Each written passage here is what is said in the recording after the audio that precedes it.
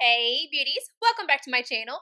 Today I am going to be doing a foundation wear test overview, kind of a review. I can't say complete review because honestly I've only worn it twice, but I have some thoughts on it. It's a new foundation from Bite Beauty, and this is their first time doing complexion products. They released a foundation, powders, primers. I think that's it. I know they just redid their agave lip mask, and some people are really mad about that, but anywho. Today, I'm going to be testing out and sharing my thoughts on the Bite Beauty Game Changer Supercharged Micellar Foundation. This is so hyped. I have heard so many good things about this. I already knew that I wanted to try it out, but I wanted to try it out even more after I heard. Even in my comment section, it's been, oh, this influencer tried it and this person tried it and everybody loves it. Please let me know what you think. So it was done. I had to try this out, but I'm going to quit babbling and give you guys the information on this. Then I have a wear test, and I'm going to go ahead and tell you guys I'm not in love with this. I'm not in love. I'm going to go ahead and tell you. I'm just going to go ahead and tell you, and I'll tell you why. But let me go ahead and first give you the 411. This is what the bottle looks like. It's one of those squeezy tubes. It is $39.50, and you are getting the standard 1 fluid ounce or 30 mils of product. For the description, it says it's a liquid foundation. It is for normal, dry, combination, and oily. You know how Sephora goes. The highlighted ingredients are maki berry, an antioxidant-rich ingredient that helps nurture your complexion. Micellar technology gently mimics skin texture for a smooth, non-cakey look. This is clean at Sephora. It's a vegan product, cruelty-free and gluten-free. Something else you need to know, it reads, make the change to clean and high performance. This creamy, long-wearing foundation perfects your skin with buildable medium coverage. The secret, Bite Beauty uses antioxidant-rich superfood, maki berry, and gentle micellar technology that works with and feels good on your skin, even if you're sensitive. And I have to tell you that I am sensitive. I get red as soon as you touch my face. I'm that sensitive. And then I am combo as well. So I can be dry to normal, whatever, on the outskirts of my face. And I'm always oily in my T-zone. I get the most shiny right around here, sometimes on my chin. Ugh, I can get real funky on my chin. Around my mouth, I tend to get a little drier. My forehead can be normal or dry. As of this test, when I'm doing this wear test, I'm pretty normal, slightly dry around my mouth, but not bad. And I'm just, the regular oily in the T-zone, but I have on the primers to help that during the wear test, which I always wear primers on my pores, just not on the perimeter of my face. Moving on to the clean claim, I have heard a lot of things about this in my comment section as well, as that it contains fragrance or something else that makes it, why would they say it's clean if it contains such and such? I am not well versed on that type of thing, so I don't want to speak on that. I'm just going to let you know what Sephora says. Kelsey let me know about this, so I wanted to make sure and just point this out because it might be of some help to you all. In the Clean at Sephora standards, it reads, products can be formulated with disclosed synthetic fragrances that meet the following 2 criteria. 1, the synthetic fragrances do not include any of the ingredients listed in numbers 1 through 12 above. And 2, the synthetic fragrances are not concentrated below 1% of the total formula. What I read, along with what else was on the screen, I made sure to put that there for you guys, is the criteria that it has to meet in order for Sephora to consider it to be a clean beauty product. The rest is up to you to decide if it is clean or not. Now, let's get into the demo. Let's start off with the shade that I got, and it is M65. This was supposed to be for a light to medium skin tone with a neutral undertone, which is usually what I tend to get. This is a little too dark for me. It's definitely more along the lines of my summer color, but I made it work because I can kind of sheer it out, and when you're looking straight on, you can't see it as much, but you'll see whenever I lift up my neck just how dark it is.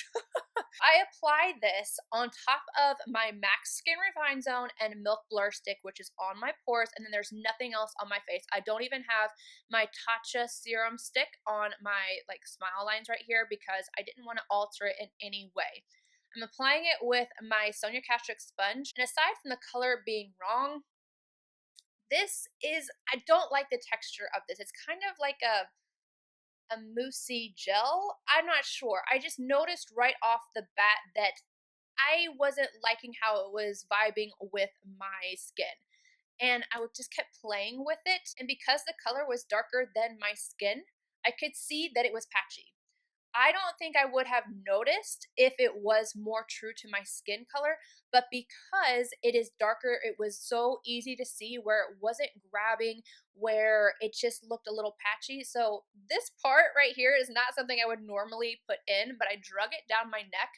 And you could see when I lifted up my neck like this to put the foundation down my neck, like it is not, it is a different color around my mouth and like little areas on my face. That's where it's not catching. It's weird. It was like grabbing a hold on certain areas. It didn't look, I don't know, it didn't look like it was dry catching on dry spots or anything like that. It was just like it didn't want to go onto my skin or mesh well. It's very, very strange.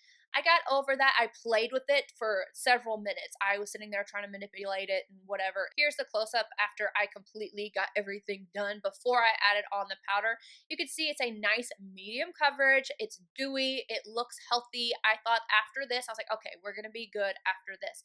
So I apply my powder, do what I always do, and it definitely looks better, but holy bejeebies, I felt so dry. I felt so dry. Here's my makeup completely done. I feel like everything looks really smooth, but I also feel like it kind of looks dry on like this part of my skin right here. It looked a little dry.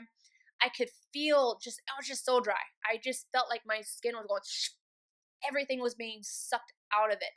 I was like, okay, you know, sometimes this happens in the beginning and then, you know, throughout the day it gets better because my oils start to break through. No, no, no, no. This stayed dry all day long. Even after my oil started to peek through, I felt like my skin was just so dehydrated. Let's move on to the 5-hour mark. Everything is still really smooth, but you can see I have wear right here. It's like gone.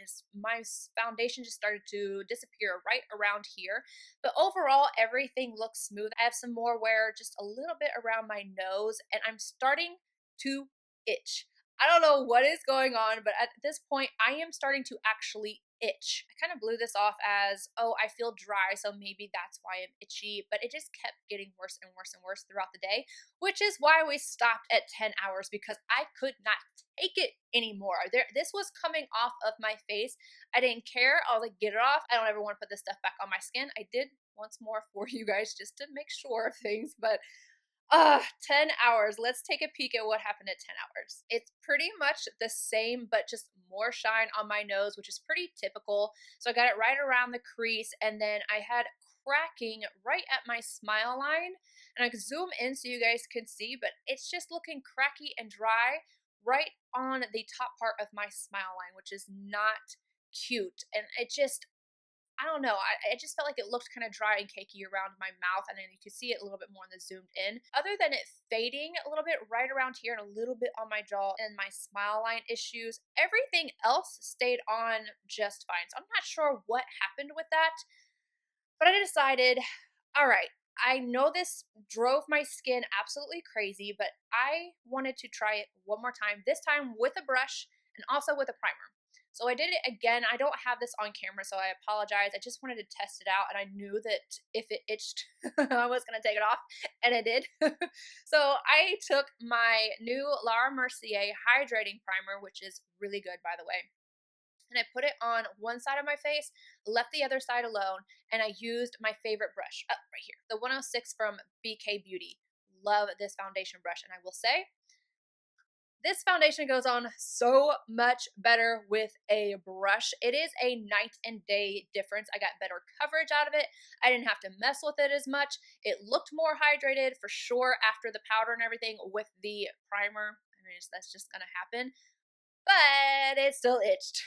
It still itched. Oh my gosh, it was so bad. And it felt dry still. It did help with the primer to have that extra bit of hydration, but it still just felt like it was sucking the stuff out of me. I don't know why I was so itchy. I don't know if it's an ingredient that my skin just was not getting on board with. I'm never putting this back on my face ever again. I do not like this foundation. I don't like having to work with it that much, and I don't like the feeling of it on my skin. Even if it wasn't itchy, the fact that it just felt so dehydrated and dry, I don't like that feeling.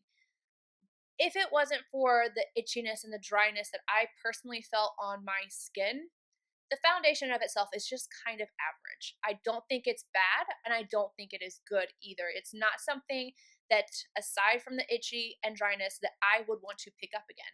I don't like how it looks with the sponge. I like it so much better with the brush, but even then, I still don't think it looks as good as any of my favorite foundations or anything that I typically grab for. So it's not something that I would want to reach for. It's just something average. It's hard for me to really say who I would suggest this for because I do think it's very mediocre. And then I did still get oil breakthrough. Not bad though. I will give it that I didn't get really oily right around here.